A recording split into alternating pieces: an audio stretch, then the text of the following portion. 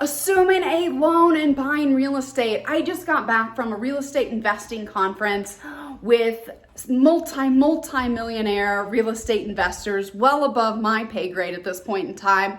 I'm over in Colorado.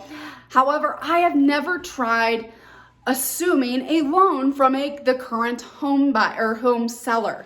And that's something that I kind of feel a little foolish as, because I've never tried it. And my linchpin or my Achilles heel in my real estate portfolio is I have always been at the mercy of a bank.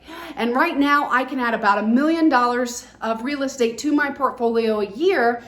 However, I could do a heck of a lot more if I wasn't at the mercy of doing whatever a bank tells me I can or cannot do, which is what I've always done for the last 12 years. So I'm super excited to try this. The loan assumption, which you just have to do a little bit more research on the front end and talk to the seller and see, hey, I can assume your loan. How much money do you want for me to take this off of you, and how much do you need to make this worthwhile? So it can be a win-win and something that I'm so excited to try soon.